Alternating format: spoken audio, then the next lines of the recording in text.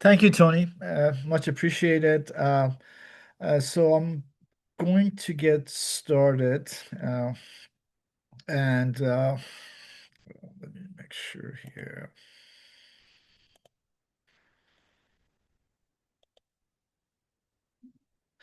So again, thank you again for joining us. This presentation actually going to be in two parts. I'm going to go ahead and cover the first part, which is really most of the foundational piece about ISO 19650 and IFC. And I've got some real life examples.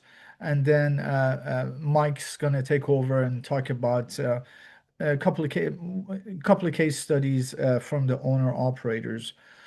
So, as I mentioned, the whole idea here is to discuss open standards, IFC implementation, and in particular ISO 19650, which is the foundational piece for this webinar. Uh, so usually before I start any presentation, I just want to make sure that we all on the same page in terms of our definitions and the foundations and the requirements for this type of implementation. So I usually start my every presentation for last 4 or 5 years with this slide from Building Smart that talks about the implementation of open standard at your organization. And as you can see, there are three levels here: organizational level, asset level, and project level. So it's really important at the enterprise level in your organization, regardless if it's private, public, uh, that you get all the requirements for your enterprise in place. And most of these requirements, as you can see, organization information requirements, uh, project information requirement, exchange information requirements. So these are really key aspect of to really understanding how the data flows within project delivery within your organization before you embark on this process. The next step that's really important for this is the implementation of ISO 19650. Some of you guys might have heard about these standards, some of you guys may have not, and you can obviously Google it or use your AI agent to find out more about it. So ISO 19650 was really developed, back in, 2010, and it got started adopting in Europe back in 2016. And it's really the foundational piece for information management system. In the US marketplace, a lot of organization they don't want to adopt ISO 19650 or they don't want to call it ISO 19650. Nevertheless, the information management system pillars and foundation for this workflow, it's really key to make sure that these open standards are implemented equally and properly within your enterprise. And again, these standards are not just 10 pages, 200 pages, they're over 10,000 pages of standards. And they're really divided into various parts. So here I'm showing you some of the key aspect of ISO 19650. As you can see, they fall into the concept, delivery phase, operational phase, information exchange, security, and health of the safety of the information. Uh, and I even cataloged it even further, as you can see with these standards and the name of the standards, depending on, and again, our discussion today is about horizontal infrastructure, in particular DOTs and transportation industry. So as you can see, I've sort of penned it down into various aspects of the scope and its relevance as it comes to this particular workflow moving forward. So, for example, I want to always showcase ISO 55000, and this is really asset management requirements. There's also quality, ISO 8001, quality assurance and QMS process. So it's really important that your organization have access to these standards, and as teams are sort of transitioning to digital delivery, that sort of everybody's sort of in line with ISO 19650. And again, these standards are not static. They're constantly evolving as technology changes. So again, it's really important on the users to keep track of these standards as we move forward. The other piece or the vocabulary that we use in our industry for digital delivery and open standards is common data environment. So, common data environment is essentially a digital ecosystem that allows all the parties involved in digital delivery participate and look at a single source of truth, a single source of model uh, as uh, as the project delivery process sort of take place. Now, when you do this process, the common data environments with today's ISO 19650 standards has really four different states: work in progress, shared, published, and archived. Now, you can take these principles and essentially apply it to every aspect of your project. And later on, I'll have few slides that actually dive into that. And again, I'm not going to go read through all the items. You can take a look at the recording later on and you can actually see. But again, the goal is to eventually be able to deliver digital models, digital federated model as a legal document, or what we call MALD. So when we talk about common data environments, one of the issues that's still being sort of uh, decided in the industry is how many common data environments do you need to have, or what kind of common data environments? So in the transportation industry, there's really one common data environment which is for the planning and the design phase.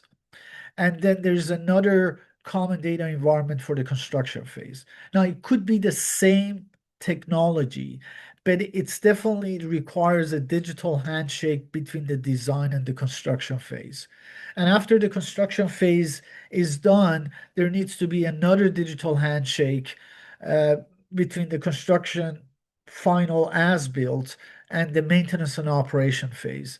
And really, right now, these there are no integrations in place in the industry. So that's why you see the API sort of being as the facilitator between these different common data environments. So moving forward, I think our challenge for our industry in next couple of years is to come up with more integrated solution to make this happen. Some of you guys may have already seen this. This is the famous workflow from buildingSMART with the IFC implementation. So as you can see, there's a process in place. You cannot really, shortcut this. You need to start with information delivery manual uh, in order to clearly understand what are the requirements for your project delivery. And then you go to the next phase, which is the IDS, information delivery specification, which is really the system version of that, system syntax version of that. And then you have to be able to produce your IFC files depending whatever authoring software you're using. And then there needs to be a validation process. And the BCF is also getting a lot more attention in last year or so because at some point when you have issues with your federated model, you want to make sure those issues and those comments in various phases can loop back to your authoring software so you can go ahead and resolve them. And then finally, you deliver that, uh, to the, contractor or maintenance operation, whatever phase you're in. So again, it's really important to really understand this. Now, when it comes to the transportation industry, uh, there's a certain life cycle that most DOTs or public works agency use to deliver this product. So as you can see, this is the sort of the life cycle of the data. And again, in today's technology and today's landscape, this doesn't really has to be just 3D model. This could be 2D models, 3D models, estimate, specification, special provisions. All of that stuff is part of the project information model. So as you can see, you got phase one, which is the planning and programming.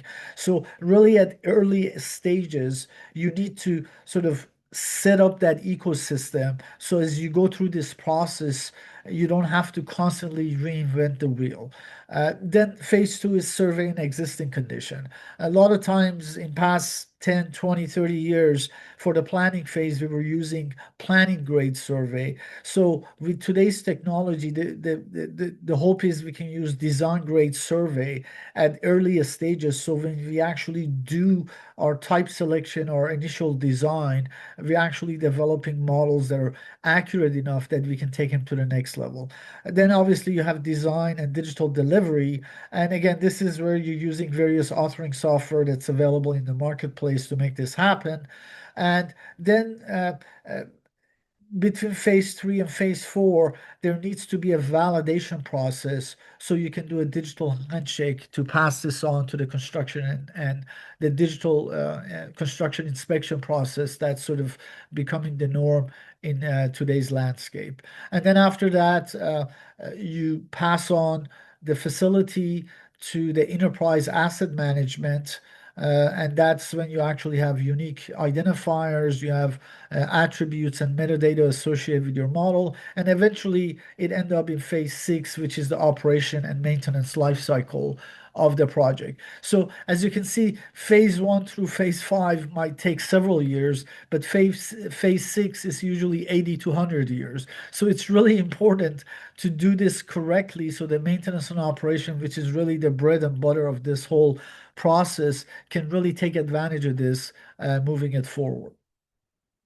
So now that we got that foundational piece in place, I want to talk a little bit about the workflow here. So this diagram talks about the technologies that are available today for this process. So as you can see on the planning phase, I'm showcasing Autodesk Construction Forma and Bentley Infrastructure Cloud. Uh, and then when we get to the construction phase, right now, really Trimble Connect is one of the digital ecosystem that is really sort of dominating the marketplace for majority of the construction and contractors. And as part of that, Trimble Connect has full ability to consume IFC models. And we talk about IFC compliance in later stages, and I think Mike in his presentation also going to allude to that. Then the next step is really the static real-time digital as-built, and that's when some of the open source platforms comes in. I've been testing some platform like Catenda, Revisto, and others in the marketplace that allows you to tie in various models to your process. Then after that, you got the static digital twin, which is really a snapshot of the facility when it was built. Then you move on to the next step, which is the dynamic uh, and operational digital twin. And this is becoming a lot more mainstream today because now with all the miniaturization of sensors, we can actually have Internet of Things, IoT, and iTwin built in into our facilities, and we can have the health of the structure and snapshot of the facility, load rating, load certification, all of that processes. And then ultimately, you end up in your enterprise asset management, which nowadays we call it connected data environment. So you have the common data environment, then you have the connected data environment. As I was talking about the four aspects of ISO 19650 standards, work in progress, shared and published. So this is a good example of what I was referring to. So you can apply the ISO standards and IFC standards within each cycle of your project. So like in this case, I'm showcasing planning and design. And as you can see on my write-up, this could apply to the 30% submittal, 60% submittal, 90%, and eventually the 100% submittal. So by the end of this phase, the design is done. Now, the next step is to do the digital handshake between design and construction. So you can still take your 100% federated model and start sharing it with the construction team after you do quality assurance for your project. Then at that point, the construction team is going to take over and they're going to use their construction common data environment to facilitate the RFIs, the CCOs, and construction management and construction inspection part of it. And when the construction is done, that's when you actually start archiving that as sort of your red line as built, your final static as built into the construction CDE archived. The next step is to actually share that with the contractor and start moving this stuff around. So right now, the question in the industry is the contractor and the owner operator in the construction phase, are they going to have one common data environment or they're going to have two separate common data environments and they're going to continue with synchronization of that. So again, these are some of the questions that's being decided. And then ultimately, the final phase is when the construction is done to get it into the enterprise asset management and actually get it into a sort of a static or operational digital twin for a data connected environment moving forward. So now I want to go ahead and showcase several different application here. So this is a Bentley ORD and OBD. So this is an example of a particular IFC file. These are, I think in this case, I had over a dozen IFC file that was brought into the open roads environment and open bridge environment in Bentley. So as you can see, these model comes in. Obviously, various authoring software are still complying with IFC 4.3 and 4.4 standard. But as you can see, if your model is done cleanly and you have nice, clean, separate files, you can bring all aspect of that into this environment and sort of, look at various aspects of this. Uh, Again, the quality assurance, that's really needs to be built in within your workflow as you move forward. One of the important thing is as I'm authoring this data and bringing it in, it's really important for me to set up my quantities, my metadata, everything that's associated with that. Now that I have my IFCs in place using my authoring software, the next step is I want to take it into uh, common data environment. So this is the common data environment. In this case, I'm showcasing Bentley Infrastructure Cloud.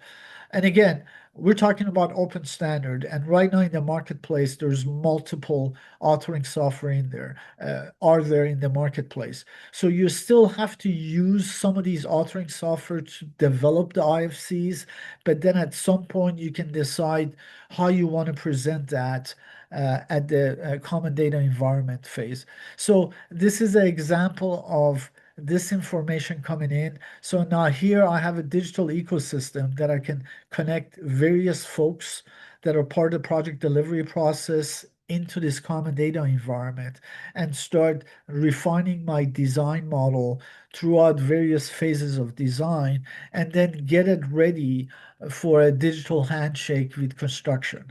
Now, again, when it comes to the construction phase, for example, the Bentley environment has big and also Synchro that can accommodate that, or I can take this information into a Trimble Connect environment and be able to take a look at it. Uh, when finally, when my job is constructed, this is a good example of, for example, Bentley iTwin IoT. Now my facility is built and I have sensors set up on my various aspects of my structure for load rating, for settlement, for various aspects of my pavement deflection, pavement management system. And this is a good examples of showing that technology sort of taking place using iTwin IoT. Autodesk has a similar product called Tandem that does similar work in this. And again, these technologies are becoming a lot more miniaturized, and you can actually develop analytics and dashboards that's customized to, the various work that you want to do. So when a maintenance operations superintendent comes in, they can just log into this platform and take a look at the stuffs that are happening within their environment. So again, it's really important to start, having your organization to start understanding some of these platforms moving forward, because in my opinion, the technology piece of it is resolved. What's missing right now is the integration and workflow. Uh, so this is the example of what I was talking about, open source environment for IFC. So this is Contenda. And again, in this particular case, we did a proof of concept for this. So as you can see, all the IFC data sets have come through this open source platform.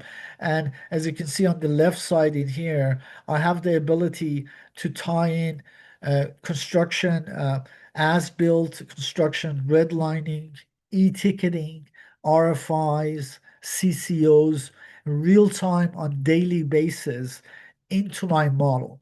So when the resident engineer or the construction manager or the project manager or the program managers, they can go take a look at these platforms, these dashboards, real time, and take a look at what's going on. So as you can see in here, I'm having the bridge load rating certification tying to that particular segment of the bridge that I'm interested in. And I can actually customize these as I move forward. So this is an example of Forma. So again, same data sets. I'm looking at it in Forma Autodesk Forma platform. Now, obviously, Bentley, Autodesk, uh, uh, Trimble, they give the preference to their native file format. As you can see, like Forma here, as I showed you guys, has adopting IFC more and more, and they're complying to it. So, for example, in this case, when you take a look at the IFC schema, right now, one of the issues we're having is a lot of these IFC files coming in with proxies, not necessarily the actual geometry. So that's one of those areas that companies like us and other entities like buildingSMART USA and NIPS, we're working with these authoring software companies to make sure that they comply with the latest and the greatest schema 4.3, 4.4, and the 5.x that's coming up.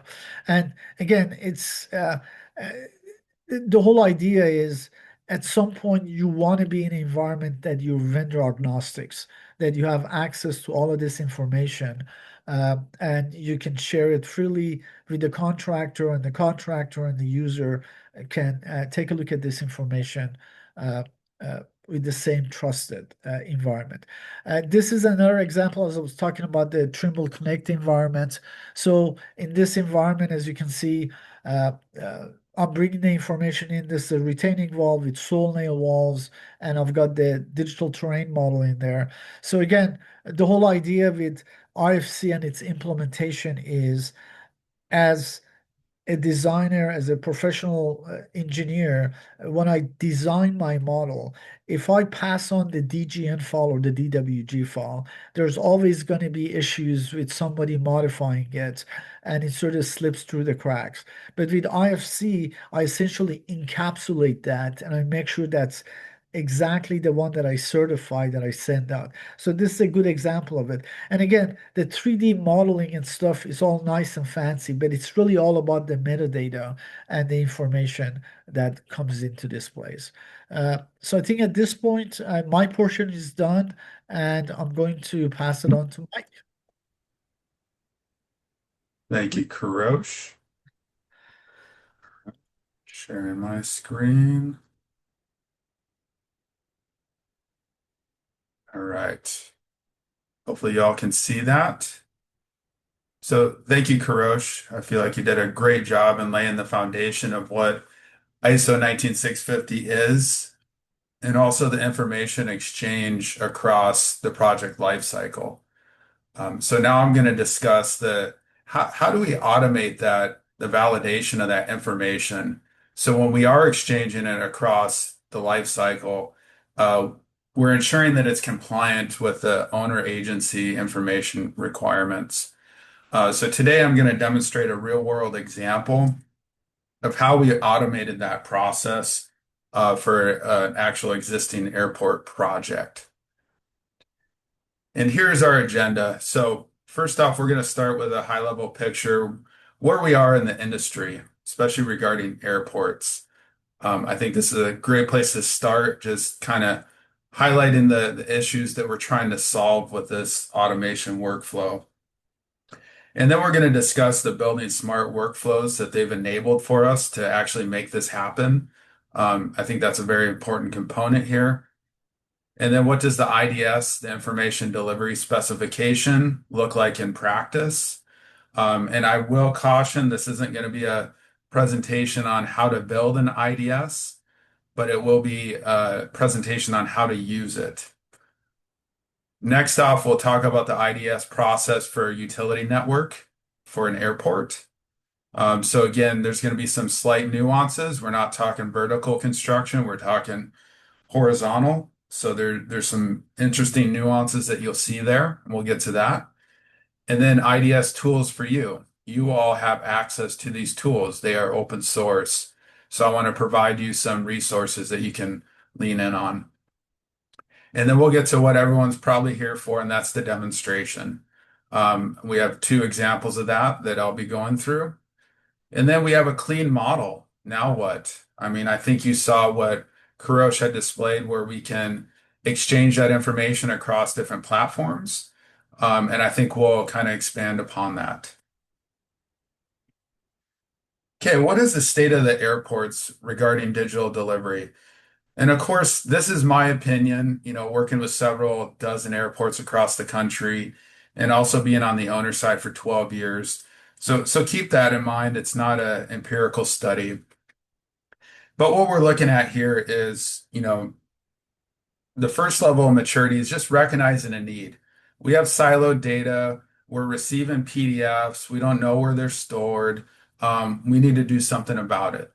Let's think about, digital delivery requirements. And then that gets you to step number two, which is defining those information requirements. What information do we need to operate and maintain our airport? And then step number three is ensuring compliance. And what will be the focus of today is ensuring when we receive those models or that information that it's compliant against the owner standards. And I really want to emphasize this. So a lot of airports are putting a lot of time and effort into defining information requirements. Well, that is great, but if we're not ensuring that those models or that information being received is not compliant, then we're not receiving the value of those information requirements.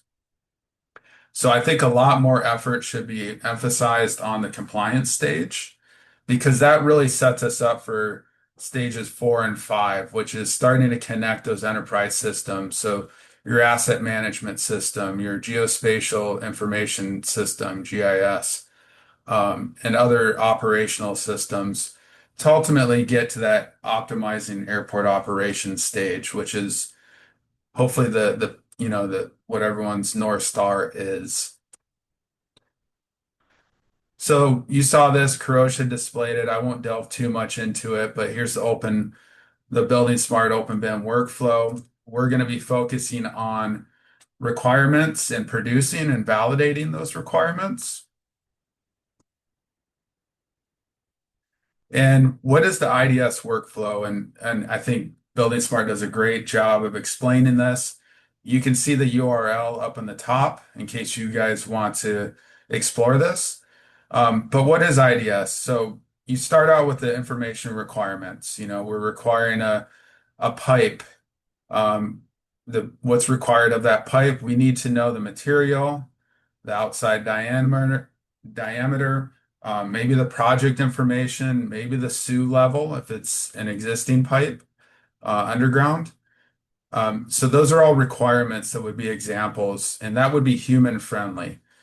Now, an IDS is a computer interpretable or machine readable example. It's an XML schema. So we convert that human friendly, which is called a data dictionary in building smart terminology, into a machine readable IDS. And that's how we're able to check our IFC files to ensure that they are compliant with the information requirements. So I just wanted to lay out the high level. What is IDS? How does this process work? Again, I'm not going to get into the details on developing those IDS. There's a lot smarter people that can help you out there. So what does this look like in practice? We heard Building Smart's example of it. Well, when I'm explaining it to airport owners, this is kind of how we walk through it. What are your requirements? We typically reverse engineer it. We talk about what's needed in the operations and maintenance stage. And let's be sure that information is being developed in the planning and design stages and all the way through the life cycle. So we define those requirements and using the ISO 19650 standards, the information management principles, you define those requirements. Then you create the data dictionary, as we talked about. What are all the components that are required in a model? What are the attributes per each component or element, and what's required there? We develop that data dictionary. We generate the requirements through the IDS. So again, that machine readable file, and then we're able to validate the models and understand, what information is missing or is compliant. So now we're going to get into the example of the airport, and specifically we're looking at a utility network. This was actually existing conditions. So we went out there, surveyed airport campus. We had strict information requirements, and we wanted to be sure that all that information we were collecting and producing was compliant. So as you can see in step one, the information requirements, these are some of the items that we're looking for. You start with the basics, coordinate system. Is it in the right place? I think we can all attest on this call that more times than not, this is typically an issue, especially with coordinating with different disciplines. So coordinate system is very, very important. Is it the right place, compliant with the airport's requirements? Utility layers. It may seem kind of nuanced, but during the design process, utility layers are leaned on a lot. It's used to query. It's used for, other asset tagging. So there's a lot of reason to have utility layers compliant. And what do I mean by that? And for Bentley, it's levels. So I'm talking about how that graphic information is organized. And then most importantly is the asset attributes. And that's going to be your material, your size, and whatnot. Then you have naming standards and required metadata. So as we talked about, you create the data dictionary, and here's an example of what it looks like in this use case. We have the asset IDs, material, diameter, develop the IDS, and then we run that utility pipe network against the IDS file. And as you can see on the right, it gives us a pass-fail. And next, we're going to jump into the demonstration. So before I do that, I wanted to point out that Building Smart provides us several solutions on IDS checkers and IFC model viewers. And if you go to this web page here, it's going to bring you to, there's dozens of them. So I selected two just to give you kind of a different flavor. And one that I selected was a desktop version, which was called the Blender Bonsai Blender with a Bonsai extension. So that's desktop. That requires you going to IT, requesting this, and downloading it. The other option was the IFC Viewer Online, and this is a web-based version. So a little more accessible, but some things you have to consider depending on the information that you're putting across, the internet, because it ultimately, there could be some security implications there to consider. So what we're going to be looking at during these demonstrations is, bringing in the IFC models that were used for the utility network. We created an IDS file for the coordinate system, the utility layers, and also the asset attributes. And then we run it and see the pass fail. And I just wanted to demonstrate this for you. Okay, so now we're looking at the blender with the bonsai extension. And as you can see on the right side, very easy to use panel. What we're looking at here is creating an HTML report, based on the IFC and the IDS file checking. So we simply selected, I'm gonna go ahead and stop there. We simply selected the IFC files. And what's nice about this platform is we're able to select multiple IFC files in one selection. The online viewer that I selected does not allow that. And that could be potentially, not efficient if you have several dozen IFC files. So something to consider there. And now what we're doing is selecting the IDS files. And as you can see, I have 3 IDS files, one for coordinate system, one for layers, and one for attributes. Oops. All right. So we'll go through the selection process again, bringing in all of our IFC files, and that includes sanitary sewer, storm, electrical. And then we're going to go ahead and execute the IFC. It's called IFC tester. And then this creates your HTML reports, which you can see here. We're looking at the coordinate system, and it showed that, yes, it passed. It had the right required coordinate system, as you can see there. Now we're getting into the correct layers. So everyone familiar, and I think it's important to point out, this is a Civil 3D pipe network export of IFC. So it may look a little different if it's a Bentley or another design authoring solution. And then asset attributes, as you can see, there is quite a few that did not pass. So it gives you exactly what was wrong. And in this situation, it was simply the project name wasn't per the schema that was required. So that's nice. It gives you the GUID, it gives you the pipe name, it gives you that IFC pipe segment, and you're able to go back and fix that. So this is going through each utility. So we'll move on to the next one. So hopefully this gives you a good flavor of what Bonsai Blender, the desktop version, can provide. Now we'll go into the IFC viewer online. And if you can see, it's a .eu extension, which, again, maybe some potential security implications. Just consider that. And when you open it, you get this this demonstration model that's already existing.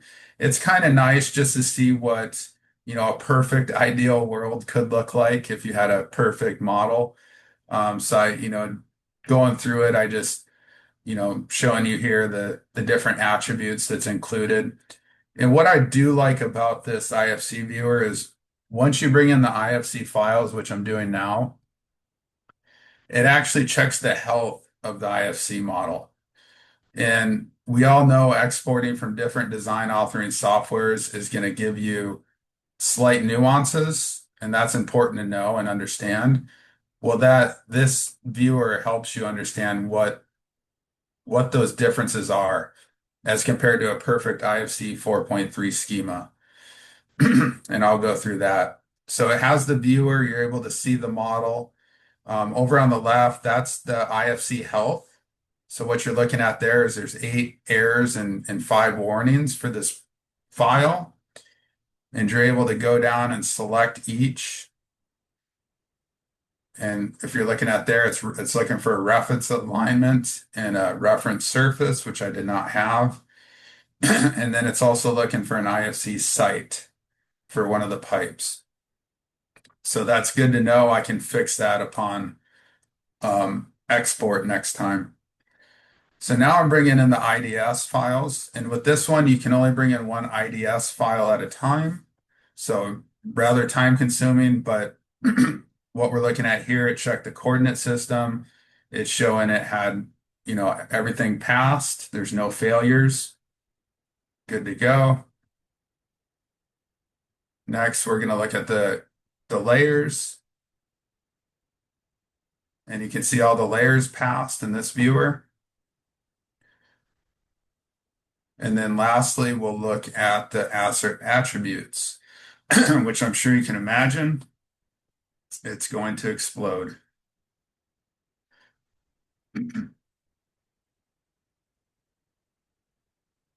So we run the asset attributes, and you can see there's 15 failures.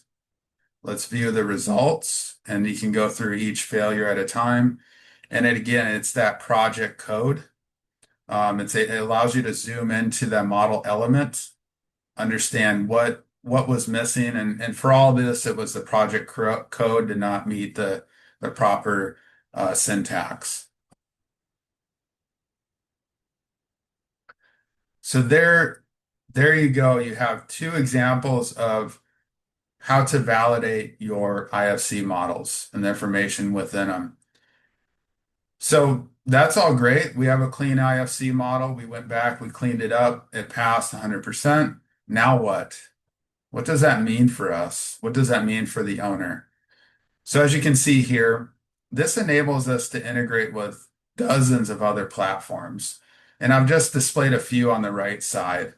And for an airport, they have, I mean, they're typically utilizing dozens, if not more, platforms like this. And they all serve their different purposes. But I think the main goal is you have a geospatially correct model, you have all the asset attribution related there too, which many of these platforms need to work.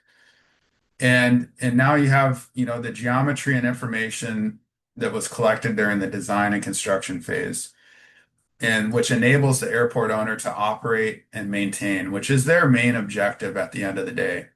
We can't forget that, for an airport, it's right around 80 to 90% of the cost of an asset is in the operations and maintenance phase. So we really have to set those phases up for success. And once we get it in these platforms, that enables the owners to go to this model of topo or this concept of total airport management. And at the executive level, this is what they're looking for on the right side is these outcomes. How do we have a better passenger experience? Where can we create more operational efficiencies, increase passenger throughput, grow capacity and opportunity. So again, connecting our platforms that our IFC models feed into, connecting those to, other systems, operational technology across the airport, such as, sensors for either on your assets, or it could be, video or LiDAR analytics that are collecting, information on, traffic congestion and airfield flows and whatnot. Connecting that to your scheduling information through your airport databases. That's rich information. And once you combine those, that's how it allows you to get those outcomes that you see on the right-hand side. So it all starts with clean models and clean information. Then we're able to connect to other systems to realize true outcomes that many of our owners are expecting. And that's all I have. I think we're going to open it up to questions, but if you guys would all like to connect on LinkedIn, we'd be happy to meet with you all and have any further discussions. Just scan that QR code, and we will, I think, go to Q&A.